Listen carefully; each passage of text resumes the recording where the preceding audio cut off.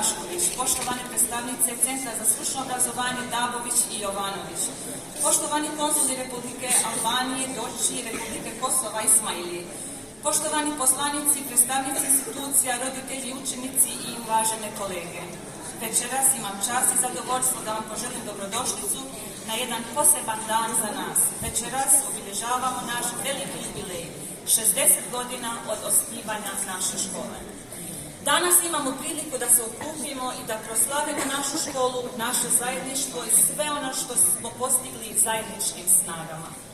Tokom ovih 6 decenija naša škola je bila centar znanja, posvećenosti i napretka. Danas izražavamo najdublju zahvalnost svima koji su doprinijeli razvoju ove škole, našim nastavnicima, učenicima, roditeljima i prijateljima škole koji su zajedno radili na stvaranju dostojnog okruženja za obrazovanje i razvoj. Naši učenici su danas uspješni profesionalci u različitim oblastima, ponosno nosići ime ove škole i vrijednosti koje su ovdje stekli.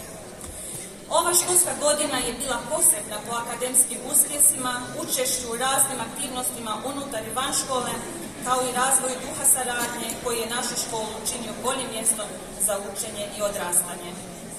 Jedno od najvećih dostignuća ove godine bila su prva 2 mjesta na državnom takmičenju iz njemačkog jezika, kao i uspješno učešće na konkursima, projektima, izložbama, kulturnim, umjetničkim i sportskim aktivnostima koje su donijele impresivne rezultate i učinili nas ponosnim na talenat i trud naših učenika.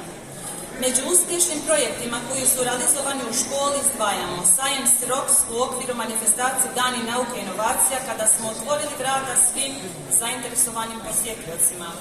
Saradnju sa 2 istaknute škole iz Beča u Austriji i Ludwigshafena u Njemačkoj s kojima svake godine organizujemo razmjenu učenika.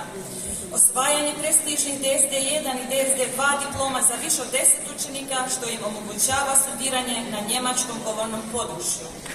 A povodom 60-godišnjice škole izveli smo predstavu Kad bi bila muško, koja je privukla više od 400 posjetilaca i koju su mediji nazvali jednostavno magičnom. Također sa puno emocija održali smo svečani susret sa penzionisanim nastavnicima i dodijelili im zahvalnice za njihov dugogodišnji rad i doprinos obrazovanju. Dragi prijatelji, dani u našoj školi su ispunjeni brojnim aktivnostima i teško je sve spomenuti u jednom govoru. Ovaj dan je podsjećanje da je svaki početak važan, ali da pred nama stoji još mnogo izazova i prilika za uspon. Zajedno ćemo nastaviti da učimo, radimo sa strašću i predanošću kako bismo obezbijedili kvalitetno obrazovanje, sigurno okruženje i inspirisali učenike za uspješnu i bolju budućnost. Srećna 60-godišnjica naše